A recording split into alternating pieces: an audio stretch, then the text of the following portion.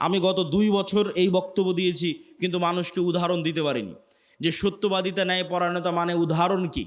এখন অন্তত বক্তব্যে উদাহরণ দিতে পারবো যে শরীফ ওসমান হাদি হচ্ছে সত্যবাদিতা ন্যায়পরায়ণতার একটা অন্তত প্রতীক, যে জুলাই আগস্টের পর সব মানুষ নিজ নিজ দলের হয়ে গেল। আর যখনই আপনি কোনো দল করবেন, ওই দলের স্বার্থের বাইরে গিয়ে আপনার মুখ খুলবে না, জিহ্বা আটকা বন্ধ। আর যখনই আপনি গণতন্ত্রের রাজনীতির মধ্যে থাকবেন, তখন মিথ্যা আপনার রক্তের মধ্যে মিশে যাবে।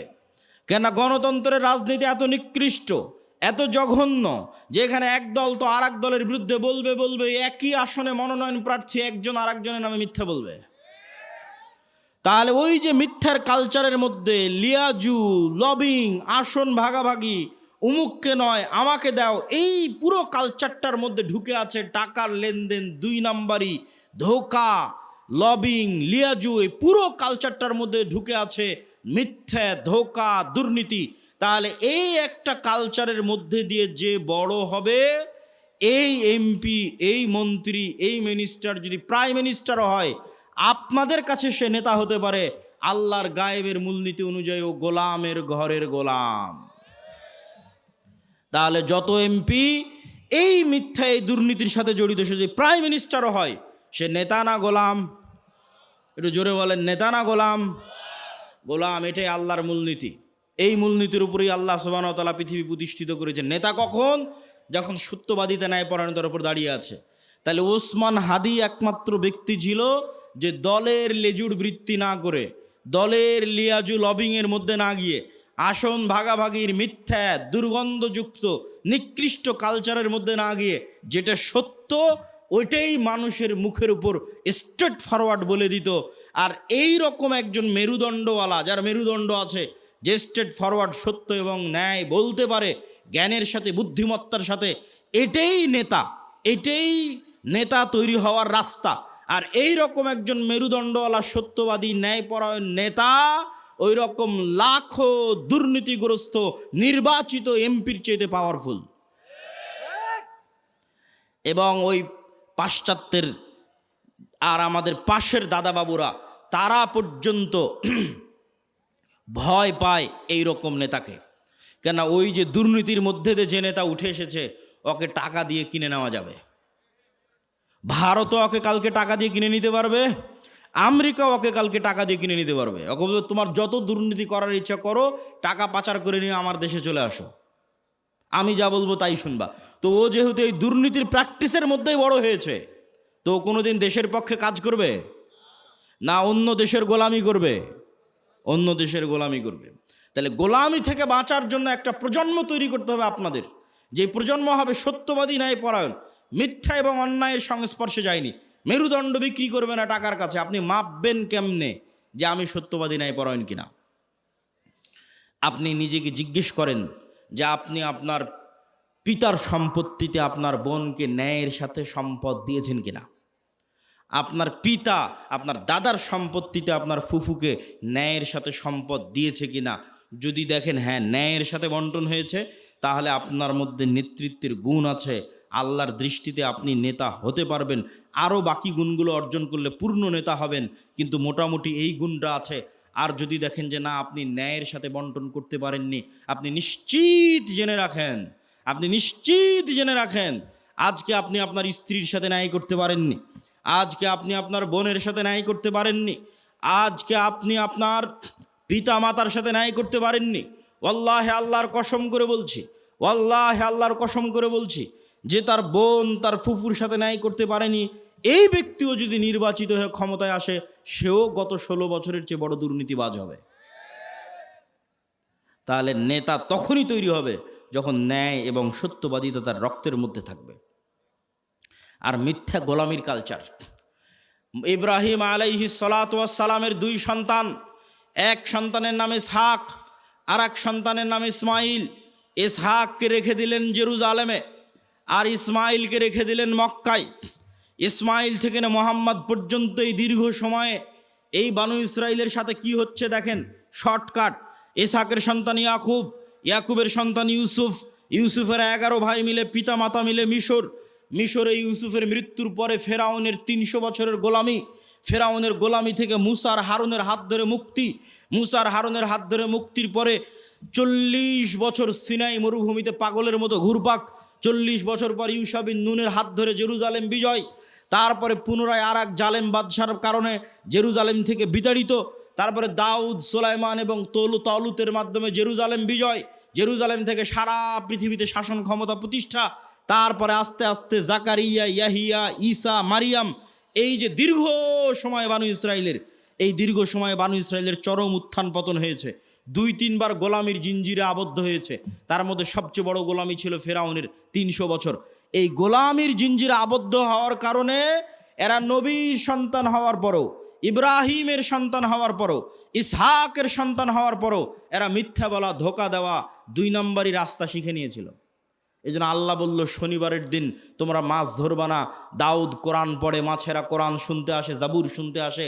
এরা করলো কি, শনিবারের দিন মাছগুলো আটকে রেখে দিল, রবিবারের দিন ধরলো। কি পরিমাণ ধোকাবাজ!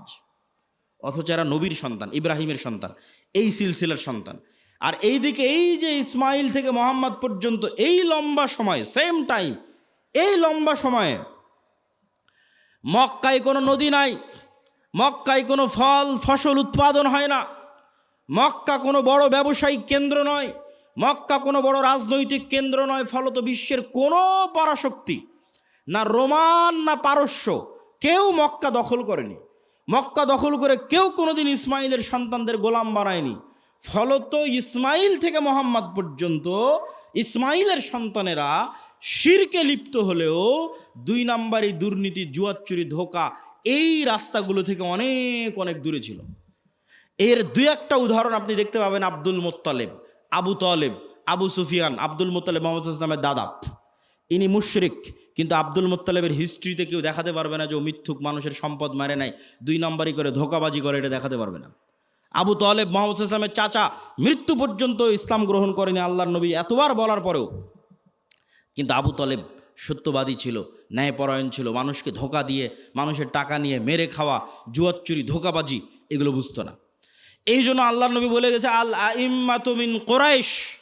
মক্কা বিজয়ের পর প্রায় সব কুরাইশ ইসলাম গ্রহণ করে নিয়েছিল। সব মক্কা বিজয়ের আগ পর্যন্ত তারা কাফের থাকতে পারে, আল্লাহ নবীর সাথে যুদ্ধ, মারামারি সব কিছু করেছে, কিন্তু মক্কা বিজয়ের পর প্রায় সব কুরাইশ ইসলাম গ্রহণ করে নিয়েছে। আল্লাহ নবী বলেন, আল আইম্মাতু মিন কুরাইশ, আমার উম্মতে যতদিন নেতা হবে, খলিফা হবে, কুরাইশ বংশ থেকে হবে, ইসমাইলের সন্তান থেকে হবে। আবু বকর কুরাইশ বংশের, ওমর কুরাইশ বংশের, ওসমান কুরাইশ বংশের, আলী কুরাইশ বংশের, সব ইব্রাহিমের সন্তান, ইসমাইলের সন্তান। সম্মানিত উপস্থিতি, কি বুঝালাম এটার থেকে? গোলামি মে বদল জাতি হে কওমো কা জমির। গোলামি করলে জাতির চরিত্র চেঞ্জ হয়ে যায়। আমরা যে 190 বছর ব্রিটিশের গোলামি করেছি এবং আমাদের স্বভাব চরিত্র চেঞ্জ হয়ে গেছে, তার একটা আলামত আমি নিজে ইউরোপ সফর করতে গিয়ে পেয়েছি। চাক্ষুষ একটা আলামত বলি। আমি মনে করতাম সারা পৃথিবী ইংরেজি ভাষা দিয়ে চলে। আমাকে যেহেতু কেউ কোনোদিন এই ভুলটা ভেঙে দেয়নি, আমি যেহেতু নিজে প্র্যাকটিক্যালি আমার এই ভুল ধরা পড়েছে, ফলত আমার রিয়েলাইজেশন অনেক গভীর। তো আমি মনে করতাম সারা পৃথিবী ইংরেজি দিয়ে চলে। ইংল্যান্ডেও থাকলাম প্রায় 1 বছর। এই ইংল্যান্ডে থাকা অবস্থায় যখন ফ্রান্স গেলাম, স্পেন গেলাম, ইতালি গেলাম, স্পেনের যখন কর্ডোভা, গ্রানাডায় যাওয়ার জন্য যে বিমানবন্দরে নামলাম, ওই বিমানবন্দরে নেমে এক্সিট লেখাটা আমি ইংরেজিতে খুঁজে পাচ্ছিলাম না। ইংরেজি ভাষার এত অনুপস্থিতি যে বাহিরে যে বের হব, কোন রাস্তা দিয়ে বের হব, কোথায় এক্সিট, কিছু খুঁজে পায় না। সব স্প্যানিশ ল্যাঙ্গুয়েজ। যারা এয়ারপোর্টে দায়িত্ব পালন করছে, ওদের সাথে গিয়ে যে ইংরেজিতে কথা বলবো, ওরাও ইংরেজি বোঝে না। আরে অন্তত এয়ারপোর্টে দায়িত্বশীল তো ইংরেজি বুঝবে। এত উন্নত রাষ্ট্র স্পেন, এত উন্নত রাষ্ট্র ফ্রান্স, এত উন্নত রাষ্ট্র ইতালি, ইংরেজি জানে না। আমার তো মাথায় ঘুরে গেল, কেন ইংরেজি জানে না? তখন আমি রিয়ালাইজ করলাম, আমার মদিনা ইসলামী বিশ্ববিদ্যালয়ের বন্ধু, বাড়ি আফ্রিকা, ও বলতো আর ভাষা ফরাসি। আমি তখন এটা না অত গভীর চিন্তা করিনি যে ওর ভাষা ফরাসি কেন। ফ্রান্সে যখন গেলাম, দেখি ফ্রান্সে সব আফ্রিকান মুসলমান। ফ্রান্সে ভারত পাকিস্তানের মুসলমান কম, আফ্রিকার মুসলমান বেশি। ইংল্যান্ডে আবার ভারত পাকিস্তানের মুসলমান বেশি, আফ্রিকার মুসলমান কম। তখন সব রহস্য ভেদ হয়ে গেল যে ওর ভাষা কেন ফরাসি আর আমার কাছে কেন ইংরেজির এত গুরুত্ব। জন্মগত কেমনে অটোমেটিক সবাই আমাদের দেশের মানুষ জানে যে ইংরেজি অনেক গুরুত্বপূর্ণ ভাষা। অথচ ইউরোপের অধিকাংশ দেশ ইংরেজির কোনো ভ্যালুই নাই, দামই নাই। ওরা এতটা অহংকারী, ফ্রান্স, ইতালি, স্পেন, জার্মান এতটা অহংকারী, ওরা ইংরেজি শিখবেই না। তাহলে আমি কেমনে জন্মগত মেনে বুঝে নিলাম যে ইংরেজি গুরুত্বপূর্ণ? এটাই 200 বছর যে আমরা ব্রিটিশের গোলামি করেছি, গোলামি মে বদল জাতি হে কওম কা জমির, আমরা নিজের অজান্তেই ওর গোলামির প্রভাব বহন করতেছি। আমি আব্দুল্লাহ নিজের অজান্তেই, আমার পূর্বপুরুষ 190 বছর ব্রিটিশের গোলাম ছিল, তার প্রভাব আমি আমার অজান্তে বহন করতেছি। আর আমার ওই বন্ধু যে আফ্রিকায় বাড়ি, ও ওর অজান্তে ইউরোপীয় উপনিবেশের গোলামির চিহ্ন বহন করতেছে। ঠিক এই যে আপনি দেখতেছেন মুসলমানরা মারামারি কাটাকাটি, এই যে গণতন্ত্রের কালচার টিকিয়ে রাখা আছে, যেন এখানে আর সুদের কালচার টিকিয়ে রাখা আছে, যেন একটা মুসলমান নেতা সত্যবাদী ন্যায়পরায়ণ বের হয়ে আসতে না পারে, সব যেন মিথ্যুক আর দুর্নীতিবাজ বের হয়। এই জন্যই গণতন্ত্র দিয়ে রাখা আছে, এই জন্যই সুদী ব্যবস্থা দিয়ে রাখা আছে। কেননা এই কালচারের মধ্যে থাকলেও মিথ্যুক দুর্নীতিবাজ হবে। আর 190 বছর ব্রিটিশের গোলামিতে ওটাই শিখেছে। কেননা গোলাম তো একটা রুটির জন্য মারামারি করে, গোলাম একটা রুটির জন্য আরেকজনকে হত্যা করে দিতে পারে। তাহলে এই যে গোলামির কালচার, এই গোলামির কালচার যতক্ষণ আপনি না ভাঙবেন, যেটা আমরা বহন করছি আমাদের অজান্তে ব্রিটিশদের গোলামির কারণে, যেমনটা বানু ইসরাইলরা ফেরাউনের গোলামি থেকে শিখেছিল, এই কালচার আমাদের ভাঙতে হবে। এই কালচার যতক্ষণ না ভাঙতে পারবেন, নেতা হতে পারবেন না। সত্যবাদী ন্যায়পরায়ণ হন, ইসমান হাদির মতো অটোমেটিক নেতা হয়ে যাবেন। আর এই গণতন্ত্রের কালচারে এইরকম সত্যবাদী ন্যায়পরায়ণ নেতা সহ্য করার মতো ক্ষমতা এই আধিপত্যবাদী দখলদারি শক্তির নাই, ফলত গুলি করে উড়িয়ে দিবে। সম্মানিত উপস্থিতি, পয়েন্ট নাম্বার 3, আমাদের 1 নাম্বার পয়েন্ট ছিল অর্থনৈতিক মুক্তি লাগবে গোলামি থেকে মুক্তির জন্য। 2 নাম্বার পয়েন্ট ছিল সত্যবাদী ন্যায়পরায়ণ হতে হবে। পয়েন্ট নাম্বার 3, ইমান বিল গায়েব এবং গায়েবী মদদ। একটা মূলনীতি আজকে এখান থেকে মুখস্থ করে যান, আল্লাহর আসমানি সাহায্য ছাড়া ইসলাম এবং মুসলমানদের বিজয় অসম্ভব, ফুল স্টপ। দুনিয়াবি শক্তি দিয়ে ইসলাম এবং মুসলমানদের বিজয় অতীতে কোনোদিন হয়নি, ভবিষ্যতে কোনোদিন হবে না, ফুল স্টপ। নবীদের হয়নি, আমার আপনার হবে না। মুসা দুনিয়ার শক্তি দিয়ে বিজয় লাভ করেনি, ইউশা বিন নুন দুনিয়ার শক্তি দিয়ে বিজয় লাভ করেনি, দাউদ সুলাইমান দুনিয়ার শক্তি দিয়ে বিজয় লাভ করেনি। মুহাম্মদ সাল্লাল্লাহু আলাইহি সাল্লাম বদরে, উহুদে, খন্দকে, বদরে মক্কার কাফের মুশরিক 1000, মুহাম্মদ সাল্লাল্লাহু আলাইহি সাল্লাম 300, উহুদে মক্কার কাফের মুশরিক 2000, মুহাম্মদ সাল্লাল্লাহু আলাইহি সাল্লাম 700, খন্দকে মুহাম্মদ সাল্লাল্লাহু আলাইহি সাল্লাম 700 থেকে 1000। আর মক্কার কাফের মুশরিক শুধু নয়, সারা আরবের কাফের মুশরিক একত্রিত হয়েছে 10,000। খন্দকের যুদ্ধে কোনো দুনিয়াবী শক্তি নাই যা মুহাম্মদ সাল্লাল্লাহু আলাইহি সাল্লামকে জয় লাভ করাতে পারে। এত অসম যুদ্ধ পৃথিবীতে হয় না, কিন্তু এই প্রত্যেকটা যুদ্ধে মুহাম্মদ সাল্লাল্লাহু আলাইহি সাল্লাম জয় লাভ করেছে দুনিয়াবী শক্তি না কার সাহায্যে? যুদ্ধে সাহাবীরা মনে করেছিল যে আজকে আমরা দুনিয়ার শক্তি দিয়ে জিতবো। ওই যুদ্ধের নাম হুনাইন। মক্কা বিজয়ের পরে এই যুদ্ধ হয়েছিল। মক্কা বিজয় যখন সব মুসলমান হয়ে গেছে, 12,000 সাহাবী হুনাইনের যুদ্ধে। আল্লাহর নবী নিজে চোখে কোনোদিন দেখেইনি, তার পিছে 12,000 মানুষ দাঁড়িয়ে আছে। সাহাবীরা কোনোদিন দেখেনি 12,000-এর জামাত। 300 জন নিয়ে যুদ্ধ করেছে, 700 নিয়ে যুদ্ধ করেছে, 1000 নিয়ে যুদ্ধ করেছে, আজকে হুনাইনে 12,000। তখন সবার আল্লাহর উপর, মুহাম্মদ সাল্লাল্লাহু আলাইহি সাল্লাম বাদ দিয়ে অধিকাংশ সাহাবীর আল্লাহর উপর ভরসা কমে নিজেদের উপর ভরসা চলে এসেছে। যে আজকে হাই কনফিডেন্স, মক্কা বিজয় করেছি, আর এখন হুনাইনের যুদ্ধ আমাদের পরাজিত করে কে? আর হুনাইনের যুদ্ধ শুরু হওয়ার আধা ঘন্টা পার হয়নি, 1 ঘন্টা পার হয়নি, সব দৌড়ে দৌড়ে পালাচ্ছে। তাহলে নবীর জীবদ্দশায় দুনিয়ার শক্তিশালী হওয়ার পরেও বিজয় হচ্ছে না পরাজয় হচ্ছে? একটু জোরে বলেন তো, জয় হচ্ছে না পরাজয় হচ্ছে? নবীর জীবদ্দশায় দুনিয়ার শক্তিতে বিজয় হচ্ছে না। কার সাহায্য লাগে বিজয়ের জন্য? আল্লাহর সাহায্য লাগে। এই আল্লাহর সাহায্য পাওয়ার সিক্রেট যতদিন না জানবেন, আর এই সিক্রেট যতদিন বাস্তবে প্রয়োগ না করবেন, ততদিন দুনিয়ার রাস্তা দিয়ে আপনি যতই চেষ্টা করেন আপনার বিজয় হবে না। এটা নিশ্চিত জেনে রাখেন। আপনার ভরসা দুনিয়ার ওপর দেখেই তো আপনি চেষ্টা করতেছেন যে হ্যাঁ মন্দিরগুলো পাহারা দিয়ে যদি ভোট পাওয়া যায়। মন্দির পাহারা কেন, আপনি যদি প্রত্যেকটা হিন্দুকে একটা করে মন্দির বানিয়ে দেন, দিয়ে যদি মনে করেন দুনিয়ার শক্তি দিয়ে ইসলামকে বিজয় করবেন, আপনার ব্যক্তি স্বার্থ আদায় হতে পারে। দুনিয়ার শক্তি দিয়ে ইসলাম বিজয় হয় না, হয়নি, কিয়ামত পর্যন্ত হবে না। তাহলে ইসলাম বিজয় হবে কোনটা? যেটাতে আল্লাহর সাহায্য আসবে। আল্লাহর সাহায্য পাওয়ার শর্ত পূরণ করেন, ইসলাম বিজয় হবে। আর আল্লাহর শর্ত পাওয়ার সাহায্য পূরণ করবেন না, আল্লাহর ঠেকা পড়েছে, আপনাকে দিয়ে ইসলামকে বিজয় করতে হবে। আল্লাহ বলেছে ইউরিদুনা লিইউতফিউ নূরাল্লাহ ওয়াল্লাহু মুতিম্মু নূরিহি ওয়ালাউ কারিহাল কাফিরুন। ইসলাম আল্লাহর নূর, আর এই নূর সারা পৃথিবীতে বিজয়ী হবে, এটা আল্লাহর ওয়াদা। বলেন আল্লাহু আকবার। হুয়াল্লাযী আরসালা রাসূলাহু বিল হুদা ওয়া দীনিল হক লিইয়ুযহিরাহু আলা দ্বীনি কুল্লি। আমি এই দিন মুহাম্মাদের উপর অবতীর্ণ করেছি, এই দিন সারা পৃথিবীতে বিজয়ী হবে। বলেন আল্লাহু আকবার। এটা আল্লাহর ওয়াদা। তো আল্লাহ ইসলামের বিজয়ের জন্য আমার আপনার মুখাপেক্ষী নয়, কিন্তু আমি আপনি যদি শর্ত পূরণ না করি বিজয় হবে না।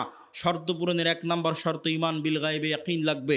শর্ত পূরণের 2 নম্বর শর্ত সৎ আমল লাগবে। শর্ত পূরণের 3 নম্বর শর্ত শিক্ষা এবং জ্ঞানে এগিয়ে যেতে হবে।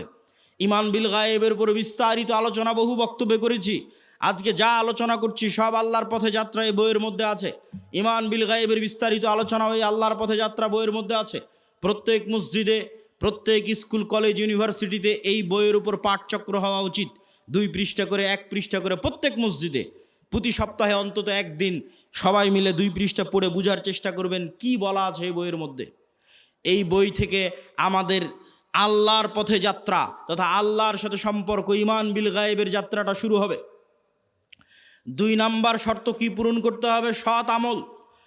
দেখেন মুহাম্মদ সাল্লাল্লাহু আলাইহি ওয়াসাল্লাম বদরের যুদ্ধের দিন এত লম্বা সালাত, এত লম্বা দোয়া, এত লম্বা রাতের সালাত যা আবু বকর রাদিয়াল্লাহু তাআলা আনহু পর্যন্ত ক্লান্ত হয়ে গেছে। আল্লাহর নবী, আপনি নবী, আপনার এত রাতের সালাতের প্রয়োজন? আল্লাহর নবী কেন রাতের সালাতে দাঁড়িয়ে আছে জানেন? আল্লাহর নবী আমার আপনার চেয়ে গায়েব বেশি জানে। আমার আপনার চেয়ে গায়েবের মূলনীতি ওনার জানা আছে। আল্লাহ ওনাকে ওহির মাধ্যমে জানিয়ে রেখেছে। সেটা কি?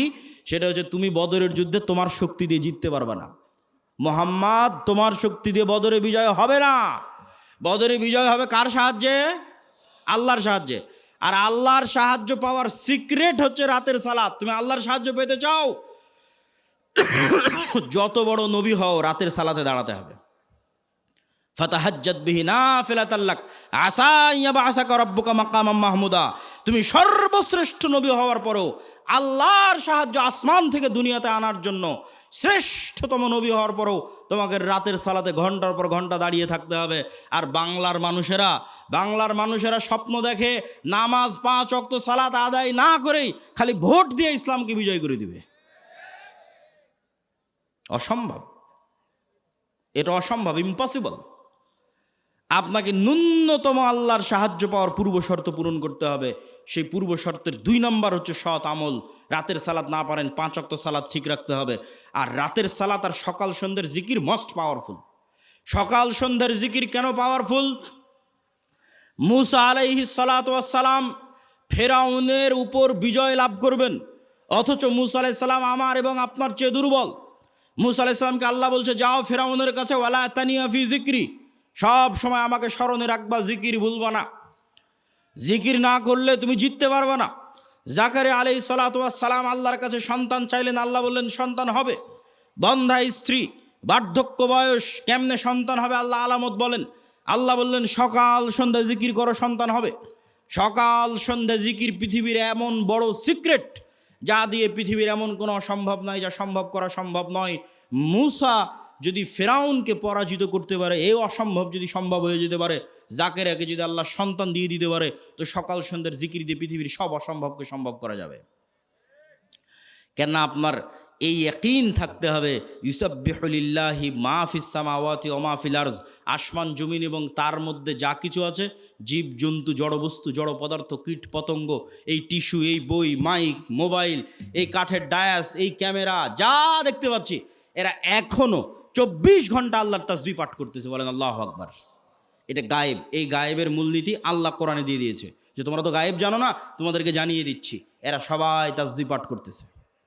তাহলে আপনিও যখন সকাল সন্ধ্যার জিকির করবেন এরাও আপনার সেই তাসবিহ বুঝবে। সুলাইমান আলাইহিস সালামেরটা বুঝতো, সুলাইমান আলাইহিস সালাম ওদেরটাও বুঝতো। এরা পরস্পর আমি যদি সুবহানাল্লাহি ওয়া বিহামদিহি সুবহানাল্লাহিল আযীম বলি, এগুলো সব কিয়ামতের মাঠে সাক্ষী দিবে। এরা শুনছে, কিয়ামতের মাঠে সাক্ষী দিবে। বলেন আল্লাহু আকবার। মুয়াজ্জিনের আজান যত দূর পর্যন্ত যাবে, এই প্রত্যেকটা জীবজন্তু, কীট পতঙ্গ, জড়বস্তু, জড় পদার্থ এরা শুনে, এরা নিজেরা তাসবিহ পড়ে, এরা মানুষের তাসবিহ শুনে। মুয়াজ্জিনের আজান যত দূর পর্যন্ত যাবে, পৃথিবীর প্রত্যেকটা ধূলিকণা বালিকণা কিয়ামতের মাঠে ওই মুয়াজ্জিনের পক্ষে সাক্ষ্য দিবে। বলেন আল্লাহু আকবার। এই জন্য জিকির মোস্ট পাওয়ারফুল, সবচেয়ে পাওয়ারফুল। আল্লাহ আসমান জমিন সৃষ্টি করেছেন আওয়াজ দিয়ে, আল্লাহ আসমান জমিন ধ্বংস করবেন আওয়াজ দিয়ে। পৃথিবীর প্রত্যেক জীবজন্তু, জড়বস্তু, জড়পদার্থ সবসময় আওয়াজ বের করতেছে, আল্লাহর তাসবিহ পাঠে আওয়াজ বের করতেছে। সব ফেরেশতা সবসময় আল্লাহর তাসবিহ পাঠে আওয়াজ বের করতেছে। আওয়াজ সবচেয়ে মোস্ট পাওয়ারফুল। এই জন্য মুসলমানদের মোজেজা মুসা আলাইহিস সালাতু ওয়াস সালাম, মুহাম্মদ সাল্লাল্লাহু আলাইহি ওয়াসাল্লামের মোজেজা মুসা আলাইহিস সালামের লাঠির চেয়ে, ঈসা আলাইহিস সালামের মৃত্যুকে জীবিত করার চেয়ে বেশি পাওয়ারফুল। কেন? মুহাম্মদ সাল্লাল্লাহু আলাইহি ওয়াসাল্লামের মোজেজা কোরআন, সরাসরি আল্লাহর আওয়াজ। বলেন আল্লাহু আকবার। কোরআন পড়ে কে, বুঝে কে, জানে কে, শিখে কে? কোরআনের মধ্যেই মুসলমানদের মুক্তির রাস্তা আছে, গোলামি থেকে মুক্তির রাস্তা আছে। সম্মানিত উপস্থিতি, আমরা বক্তব্য দীর্ঘায়িত করব না, রাত গভীর করার পূর্বেই বক্তব্য শেষ করে দিব। তাহলে আমরা আমাদের পূর্ব শর্ত, যা গায়েবী মদদ পাবো, 1 নম্বর শর্ত ঈমান বিল গায়বি ইয়াকিন থাকতে হবে। 2 নম্বর শর্ত সৎ আমল থাকতে হবে। সৎ আমলের 2টা আমল খুব পাওয়ারফুল, একটা রাতের সালাত, একটা সকাল সন্ধ্যের জিকির। সব অসম্ভবকে সম্ভব করা সম্ভব এই 2টা দিয়ে। 3 নম্বর হচ্ছে শিক্ষা এবং জ্ঞান। আল্লাহ পৃথিবী যেই মূলনীতির উপর তৈরি করেছে, এই মূলনীতি আল্লাহ ভাঙে না, খুব কম সময় ভাঙে। আগুনের মধ্যে যদি সবচেয়ে বড় পরহেজগার মানুষকে নিক্ষেপ করা হয়, আগুন জ্বালিয়ে দিবে। এইভাবে আগুনকে ডেভেলপ করা আছে। ইব্রাহিমের ক্ষেত্রে আল্লাহ রুল ব্রেক করেছে, সবার ক্ষেত্রে করবে না। ওই যে সূরা বুরুজের দেখেন, পুরো একটা জাতিকে আগুনে নিক্ষেপ করে দেওয়া হয়েছে, সবাইকে আগুন পুড়িয়ে দিয়েছে। সূরা বুরুজের ঘটনা, পুরো একটা জাতিকে ইমানের কারণে আগুনে নিক্ষেপ করা হয়েছে, সবাই আগুনে জ্বলে গেছে, পুড়ে গেছে, কিন্তু ইমান ত্যাগ করেনি। তাহলে এই যে মূলনীতির উপর আল্লাহ পৃথিবী সাজিয়েছে, এটা আল্লাহ সাধারণত ভাঙে না। আপনি মোবাইল যে ফাংশন ব্যবহার করবেন, ওই ফাংশন ইহুদিও ব্যবহার করলে একই সার্ভিস পাবে, মুসলমান ব্যবহার করলে একই সার্ভিস পাবে। তাহলে পৃথিবীর ফাংশন হচ্ছে, পৃথিবীকে এইভাবে ফাংশন করা আছে যে জ্ঞান অর্জন করবে ও নেতা হবে, যে জ্ঞান অর্জন করবে ও কি হবে? নেতা হওয়ার শর্ত কি বলেন তো, একটু জোরে বলেন তো, কি অর্জন করা? জ্ঞান অর্জন করা। দলিল, আল্লাহ নিজেই সবার চেয়ে বড় জ্ঞানী। দলিল, আদম আলাইহিস সালাম ফেরেশতা জিনের চেয়ে জ্ঞানী। দলিল, আল্লাহ তালুতকে নেতা বানিয়েছে শুধু জ্ঞানের কারণে। আর কত অসংখ্য দলিল নেবেন, তার হিসাব নাই। আজকে ইহুদি এবং খ্রিস্টানেরা পড়াশোনা, জ্ঞান, গরিমা, গবেষণা নিয়ে ব্যস্ত, আর মুসলমানের সন্তানেরা জুয়া, ফেসবুক, টুইটার, টিকটক, বিড়ি, সিগারেট, নেশা, আইপিএল, বিশ্বকাপ, ফুটবল, গণতন্ত্রের রাজনীতি, চাঁদাবাজি, যত সময় নষ্টের রাস্তা আছে, এই সময় নষ্টের রাস্তায় ব্যস্ত। আপনি বলেন নেতাকে আর গোলামকে? ঢাকা বিশ্ববিদ্যালয়ে বড় স্ক্রিন লাগিয়ে যারা খেলা দেখে সময় নষ্ট করতেছে, ওরা গোলাম? না অক্সফোর্ড ক্যামব্রিজে যারা পড়াশোনা জ্ঞান অর্জন করছে, ওরা গোলাম?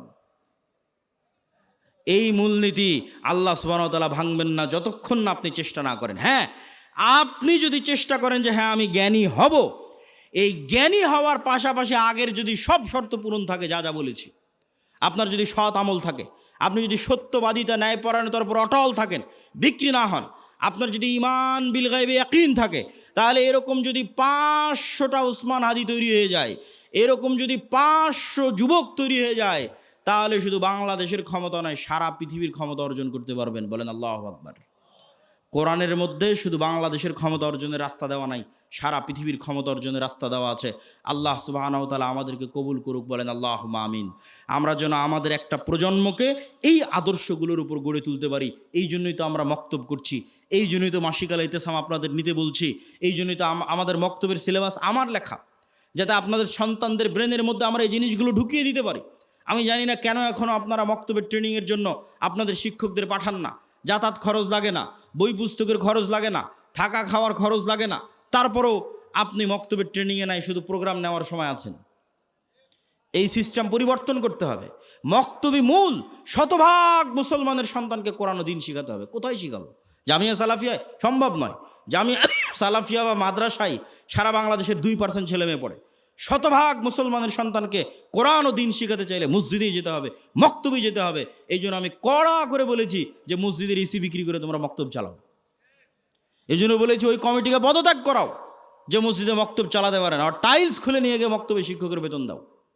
তুমি বুঝো না শিক্ষার গুরুত্ব, জ্ঞানের গুরুত্ব? ইহুদি খ্রিস্টানদের থেকে দেখে শিখতে পারো না? শুধু দুনিয়াবি সাজ সজ্জা চাক চিক্ক দিয়ে নেতৃত্ব হয় না, জ্ঞান ছাড়া নেতা হওয়ার কোনো রাস্তা নাই। এই জন্য মক্তব পরিচালনা করতে হবে, শিক্ষকদের ট্রেনিং দিতে হবে, মাসিক আল ইতিসাম প্রতি মাসে নিতে হবে। এত ব্যস্ততার মধ্যে প্রতি মাসে 3টে লেখা থাকে মাসিক আল ইতিসামে, আমার নিজের সম্পাদকীয় থাকে, মিন্নাতুল বাড়ি থাকে, স্বাভাবিক একটা প্রবন্ধ থাকে। আপনাদের আজকের একদিনের নাস্তার চাইতেও 1 মাসের একটা মাসিক আল ইতিসামের দাম কম। ওই মাসিক আল ইতিসাম যদি আপনি না নেন, না পড়েন, তাহলে আপনার কাছে আমি মেসেজটা পৌঁছাবো কিভাবে? এই একদিনের তো এটা অস্থায়ী সম্পর্ক।